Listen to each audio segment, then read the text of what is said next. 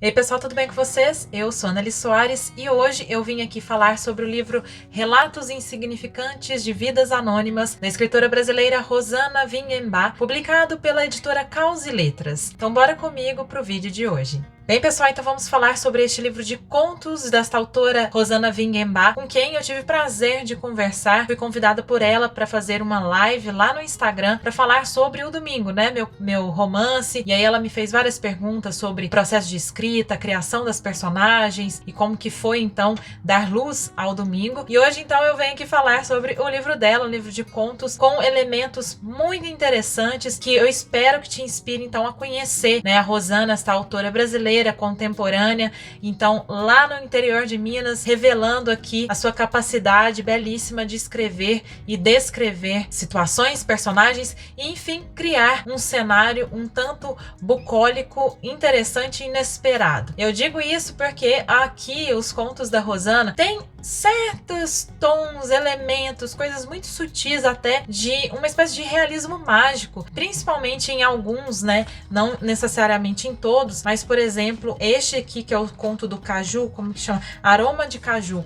Existe esse elemento do realismo fantástico, assim como também naquele do encantador de galinhas. E esses elementos mágicos que transgridem nesta realidade, como a gente vê, como a gente vive e entende, né, a nossa realidade, mas que são espécie de transgressões ou metáforas, caracterizações de uma outra maneira, né, daquilo que existe no nosso mundo. Então é uma escrita que me surpreendeu. Claro, eu nunca tinha lido nada da Rosana, não tinha o que assim aguardar muito, mas já pelo título eu já fiquei bastante entusiasmada com a leitura para conhecer, né, a escrita dela. Já tinha ouvido falar muito bem deste livro, então comprei o livro da Rosana. Ela me enviou com todo carinho, inclusive vou até mostrar para vocês que ela me mandou uma carta e eu colei aqui junto ao livro, né, para guardar. Enfim, me surpreendeu positivamente pela beleza, pela sutileza da escrita da Rosana. E também, gente, eu acho que é um livro interessante e diferente, porque a Rosana traz um contexto, uma atmosfera aqui mais bucólica, como eu falei, que é relacionada ao interior, a um cenário mais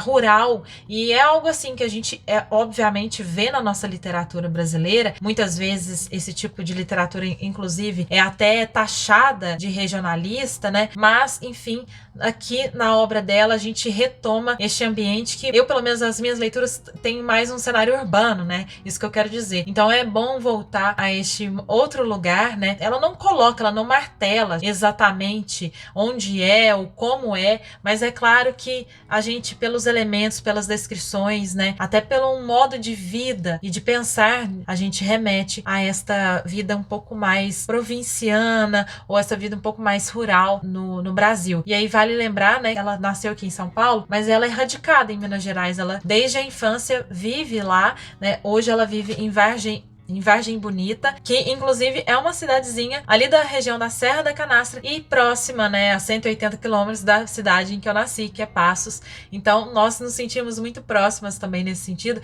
e ao ler sua literatura também me encontrei, né, desta maneira. É claro que, como eu falei, ela não põe isso, ela não impõe ao leitor que é em Minas ou que é lá, né, naquela região, mas para mim, porque também sabendo desse contexto da própria autora, eu fui levada para este ambiente assim, até das minhas raízes, das minhas origens. São contos bem curtos, bem ligeiros, muito fluidos, e aí ela trata de temas diversos aqui, como por exemplo a questão do tempo, né, da degradação do tempo, especialmente da relação da sociedade com o tempo e das diferenças, né, desta relação, tanto daquelas pessoas de um passado e hoje, mas também de pessoas eu acho que em locais diferentes, né, a gente tem esta ideia de tempo, ou esta relação com o tempo muito diferente. E digo bastante sobre o tempo porque o primeiro conto aqui, que foi um dos meus favoritos, se chama Herdeira do Tempo. Vou só confirmar, isso mesmo.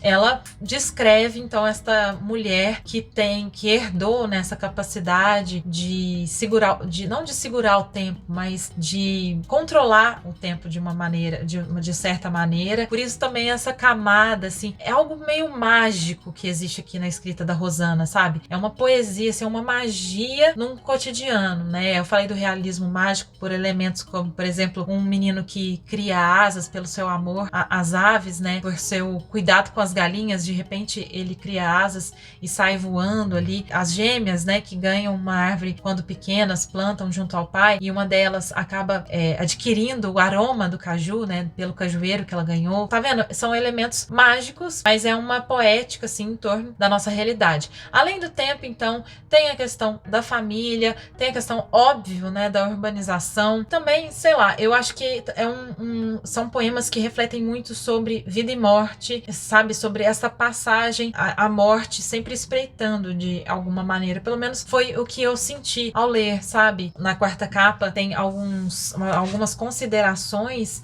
né, de algumas pessoas sobre o livro, de alguns escritores, né? E também na orelha. A orelha foi escrita pela Vanessa Passos. Então, a Vanessa escreve o seguinte: Rosana Wingenbach fisga o leitor desde o primeiro conto, que traz uma narrativa sobre o tempo.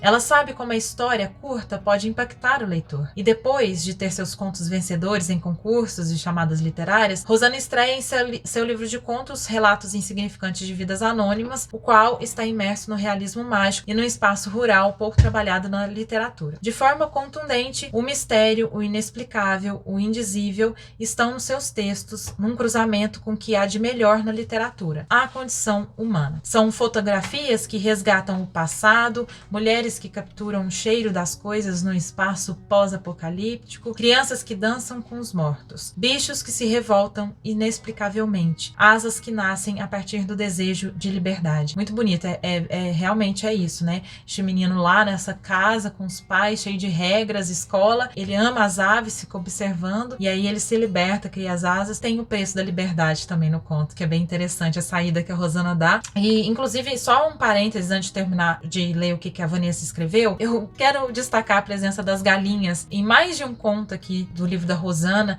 E para mim, gente, toda vez que eu leio contos que tem essa referência às galinhas, esta relação, né, do ser humano com a galinha, essa observação do ser galinha, eu não posso deixar de lembrar de Clarice Lispector, que há vários contos, vários textos em que ela coloca esta imagem da galinha metaforizada ou mesmo literal, a galinha ali para literatura dela. Então eu percebi aqui na literatura da Rosana e eu queria muito falar sobre isso na resenha. Bom, finalizando, a Vanessa escreve que os contos são sinestésicos, realmente, né, como eu falei para vocês, a essas imagens, a sons, aos cheiros que são bastante presentes, né? Então eu acho que até é uma textura aos textos, né?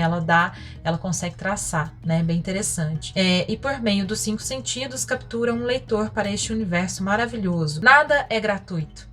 As palavras à disposição dos textos, a criação das personagens, a linha que tece esse livro amarra todos os nós. Não há pontas soltas, apenas fios que conduzem o leitor até o último conto, até a última página, e ainda assim, mesmo após a leitura, as narrativas permanecem. É inegável, Rosana é uma excelente contadora de histórias. Também concordo aqui com a Vanessa Passos, e aqui deixo a minha indicação para vocês conhecerem o livro da Rosana, né? Vou deixar ali o link de compra. Enfim, conheçam essa escritora brasileira, o trabalho, né, de uma autora contemporânea, que vocês sabem que eu sempre estou aqui celebrando a nossa literatura, e este aqui é mais um exemplo de como que há boa literatura sendo feita aqui no nosso país. É isso, gente, espero que vocês tenham gostado. Se você gostou, não se esqueça, por favor, de deixar o seu joinha ali, que me ajuda a divulgar o canal, a esparramar, né, o meu canal para outros leitores. E também peço para você que não está inscrito para se inscrever aqui no canal, clique ali embaixo para inscrever-se.